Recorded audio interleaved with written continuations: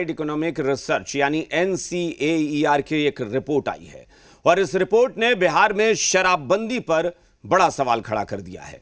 शराबबंदी को लेकर इस रिपोर्ट ने ऐसी बातें कही गई हैं जिसके बाद यह सवाल उठने लगा है कि क्या बिहार सरकार ने शराबबंदी कानून बिना किसी तैयारी के बिहार पर थोप दिया था?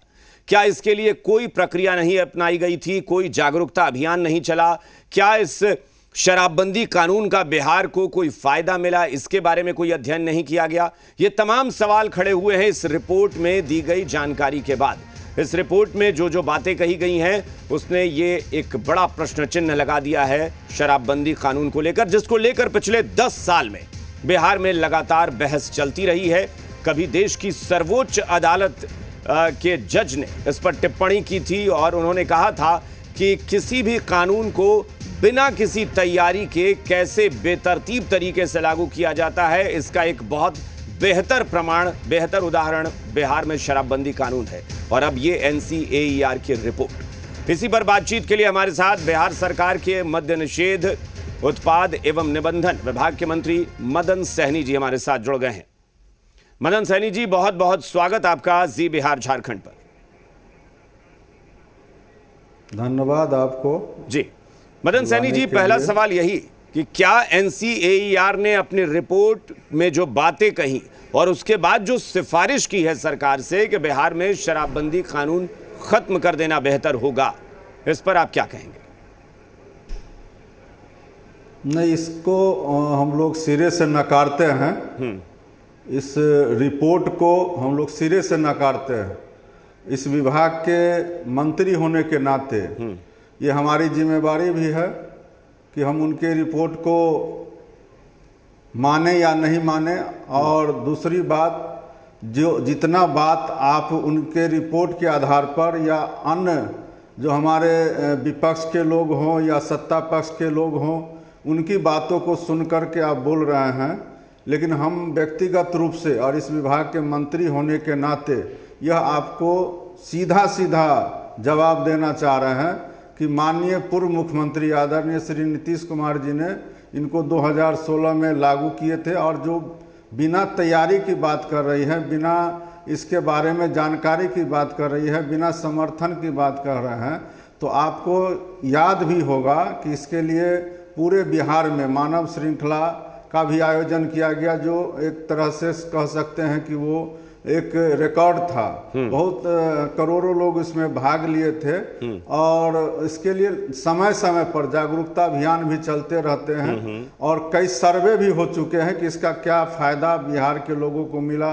महिलाओं को मिला, जो अनुसूचित जाति, जनजाति, अत्यंत पिछड़ा वर्ग या किसी भी वर्ग के जो लोग हैं जो इसका सेवन पूर्व में करते थे, अब उसको छोड़ देने से या नशाबंदी, शराबबंदी लागू होने से उनके द्वारा जो इसको छोड़ा गया उससे उनके परिवार को क्या लाभ मिला, उनके बच्चे को क्या मिला, इसका भी सर्वे हो चुका है। ठीक है।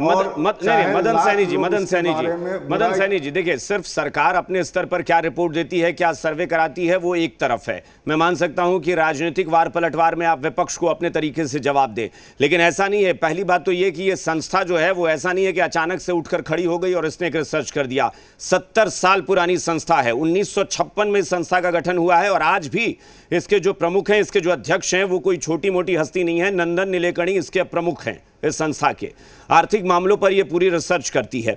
अगर वो ये संस्था कह रही है कि जो सबसे बड़ा दावा बिहार सरकार ने किया कि महिलाओं के खिलाफ घरेलू हिंसा में इसको लेकर कमी आई, उन्होंने कहा कि ये भी सिर्फ कही हुई बातें हैं। ये संस्था अपनी रिपोर्ट, अपने रिसर्च में कह रही है कि इसका कोई तथ्यात्मक प्रमाण नहीं है कि हिंसा में कोई कमी आई है। अच्छा, आप जो प्रश्न उठा रहे हैं, नहीं, हम नहीं, वो रिपोर्ट कह रही है, ये मैं नहीं उठा रहा हूं। कर रहे हैं तो नहीं, उनके द्वारा कहाँ इसका सर्वे किया गया, किस गांव में गए हैं, किनके परिवार में गए हैं, वो हमारे विभाग के साथ चले।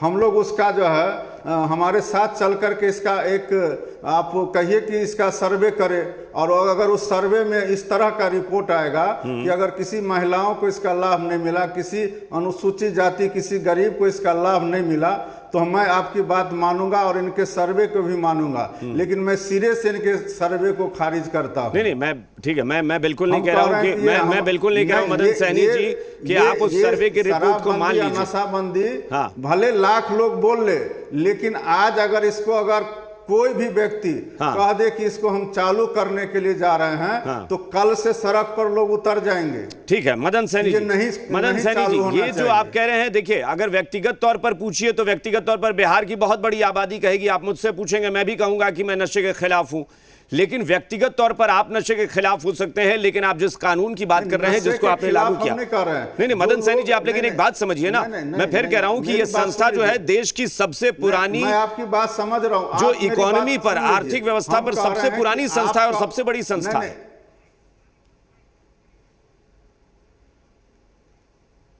जी मदन सैनी जी, मैं कह रहा हूं कि देश की सबसे पुरानी और सबसे बड़ी संस्था है जो आर्थिक मामलों पर रिसर्च करती है। तो बिहार अच्छा, आर्थिक मामले की बात कर रहे हैं, आप बता दीजिए ना कि बिहार में कौन सा काम बंद हो गया और कौन सा काम रुक गया, किस क्षेत्र में काम नहीं हो रहा है, किस क्षेत्र में विकास नहीं हो रहा, सड़क नहीं बना, बिजली घर घर नहीं पहुंचा, नल का जल से पानी नहीं पहुंचा पीने के लिए, या स्कूल नहीं बन रहे हैं, कॉलेज नहीं खुल रहे हैं, कौन सा काम नहीं हो रहा, जीविका दीदी को या महिलाओं को 10,000 रुपया नहीं दिया गया, कौन सा काम यहाँ नहीं हो रहा। मदन जी, ये मैटर ही नहीं है ना, आप काम कर रहे हैं, मैं फिर कह रहा हूं आप काम कर रहे हैं, इसमें कहीं कोई दो राय नहीं है। सरकार काम कर रही है, इसमें कहीं कोई दो राय नहीं है, सरकार विकास के कार्य कर रही है, इसमें कहीं दो राय नहीं है, लेकिन अगर कोई संस्था अगर रिसर्च करती है तो वो ये देखती है कि आपने ये सिस्टम लागू किया, क्या ये सिस्टम जिस मकसद से लागू किया गया वो मकसद पूरा हुआ, उसका जवाब है उस रिसर्च में नहीं। कहा जा रहा है कि क्या इससे बिहार को कोई फायदा हुआ, कहा जा रहा है कि नहीं, ये सिर्फ रेवेन्यू लॉस नहीं है, बल्कि सरकार इस कानून को लागू करने के लिए अपनी जेब से अतिरिक्त पैसे खर्च करके लागू करा रही है, यानी एक आर्थिक बोझ भी पड़ चुका है बिहार पर इस कानून की वजह से। नहीं, इसमें कोई नहीं, ये जो आप बोल रहे हैं ना, इस बात को हम स्वीकार करते हैं कि इसको लागू करने में जो शराबबंदी है उसको लागू करने में सरकार का, विभाग का बहुत सारे खर्च हो रहे हैं, मैं इसको स्वीकार कर रहा हूं, लेकिन हम तो ये बात पहले से जानते थे कि इसमें जो है विभाग को जो आर्थिक लाभ हो रहा था, जो राजस्व का लाभ हो रहा था, उसको हम लोगों ने रोक करके, उसको बंद करके, और फिर उस पर हम लोग उसको बहाल करने के लिए, इसको सही ढंग से लागू करने के लिए हजारों लाखों रुपया हम लोग खर्च कर रहे हैं, करोड़ों रुपया खर्च कर रहे हैं। लेकिन हम ये कह रहे हैं कि एक तरफ तो ये हम लोग खर्च कर रहे हैं और आर्थिक जो नुकसान की बात कर रहे हैं, तो जो लोग पहले शराब में अपना राशि खर्च कर देते थे, घर पर ध्यान नहीं देते थे, घर के लिए न कभी सब्जी खरीद के ले जा रहे थे, न कोई दूध खरीद के ले जा रहे थे, न बच्चों के लिए कपड़ा खरीदते थे, न बच्चों के लिए किताब खरीदते थे। अगर वही व्यक्ति आज अगर शराब छोड़ करके बच्चों के लिए किताब खरीद रहे हैं, नहीं, बहुत अच्छी बात, कपड़ा खरीद रहे हैं, फल खरीद रहे हैं, दूध खरीद रहे हैं, हाँ मदन सैनी जी, ये आपको मैं आपसे बहुत छोटे सवाल, अच्छा लग रहा है, मैं आपसे बहुत छोटे सवाल पूछूंगा जिसका बहुत छोटा जवाब होगा और उससे मैं आपसे क्लियर करूंगा कि क्या हो रहा है। देखिए, पहली बात तो ये मैं जरूर कहूं कि आप बिहार सरकार के उन चंद मंत्रियों में शामिल माने जाते हैं और इस नाते लोग आपका बड़ा सम्मान करते हैं कि आप अपने मुख्यमंत्री से भी बेबाकी से बात कह जाते हैं। आपको अगर लगता है, आपने कभी अधिकारियों के बेलगाम होने की या फिर लाल फीताशाही पर आपने बड़ा कड़ा टिप्पणी की थी और उसमें मुख्यमंत्री तक से आपने नाराजगी जता दी थी तत्कालीन सीएम नीतीश कुमार से कि भाई ये गलत हो रहा है, मतलब आप बहुत स्पष्ट बोलते हैं। मैं बहुत सीधा सवाल पूछ रहा हूं, आपने कहा कि आर्थिक नुकसान हम झेलने को तैयार थे, ये पहले से पता था, तो आप फायदा कहां चाहते थे? आप सामाजिक फायदे के लिए कर रहे थे कि आर्थिक नुकसान भले ही हो जाए लेकिन सामाजिक लाभ इसका बहुत बड़ा होगा, यही आपका मकसद था?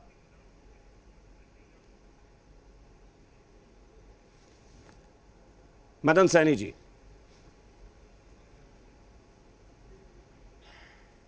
मदन सैनी जी, आप सुन पा रहे हैं?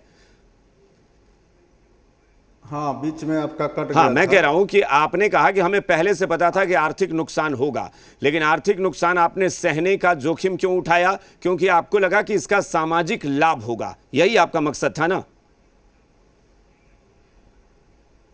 ना, इसमें कोई संदेह नहीं। ठीक है, अब जब ये आप इसको 100% हाँ, कोई भी चीज अगर लागू होता है हाँ, तो उसका 100% लाभ मिल रहा है, ये कोई दावे से नहीं लेकिन कर मंत्री सकता, जी, हम भी नहीं आप कर लोग रहे जिस हैं। मकसद से लेकिन ये काम इसका कर रहे लाभ थे, लोगों को मिला है। आप लोग जिस मकसद से अभियान को शुरू किए थे, नीतीश कुमार का ड्रीम मिशन था कि देश का प्रदेश का भविष्य सुरक्षित हो। आज ये रिपोर्ट कह रही है कि प्रदेश का भविष्य यानी युवा उस नशे की तरफ बढ़ रहे हैं जो उनकी जान के लिए खतरा बन चुका है। यह रिपोर्ट यह भी कह रही है कि रिसर्च में पता चला है कि बिहार में शराब के विकल्प के तौर पर खतरनाक पदार्थों का इस्तेमाल बेतहाशा बढ़ रहा है। अब आप बताइए कि कौन सा सामाजिक फायदा हो रहा है जिसमें हमारा भविष्य ऐसे गर्त में जा रहा है जहां से निकालना उसको मुश्किल हो जाए।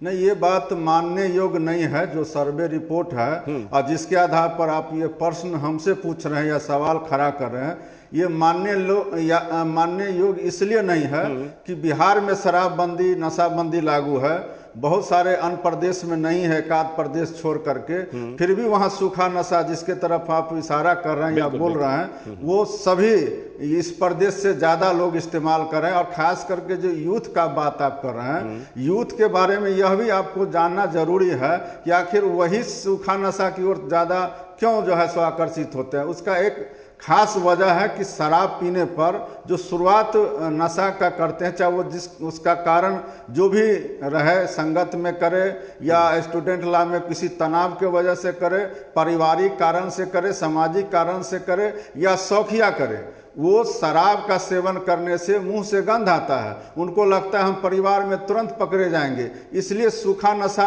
किसी न किसी वजह से शुरुआत करते हैं। और उसमें शुरुआती में ये पता नहीं चलता है कि ये सूखा नशा करके आया है या उसको गंध आता, बाद में वो नशा शराब के नशे से ज़्यादा घातक होता है, शारीरिक रूप से भी मानसिक रूप से भी। और इसलिए हम लोग इस बात को मानते हैं कि जो सूखा नशा है उसमें बहुत ज़्यादा हानिकारक है। और आपको हम रिपोर्ट के आधार पर बताएंगे, जो हम लोग के यहाँ जो पुलिस विभाग के द्वारा भी और मद्य निषेध विभाग के द्वारा भी जो छापेमारी की जाती है, उसमें आपको ये जान करके अच्छा भी लगेगा।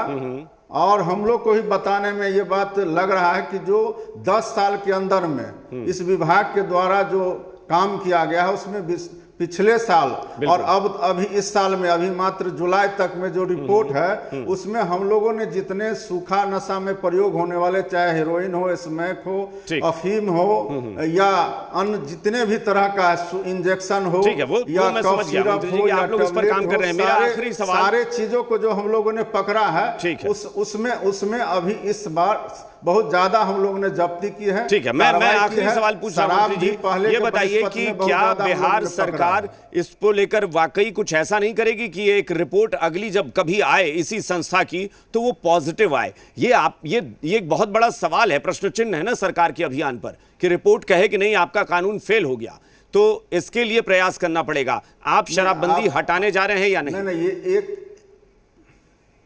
नहीं, शराबबंदी बिहार में लागू है। हाँ।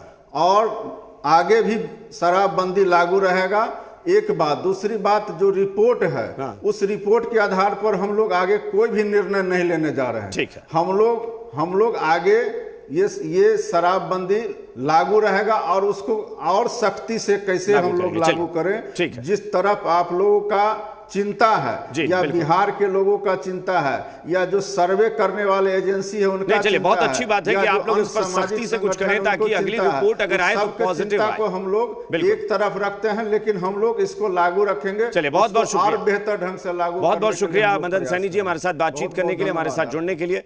तो बिहार सरकार के मंत्री मदन सहनी जो बता रहे हैं कि शराबबंदी बिहार में लागू रहेगी और शराबबंदी हटाने का कोई इरादा नहीं है सरकार का।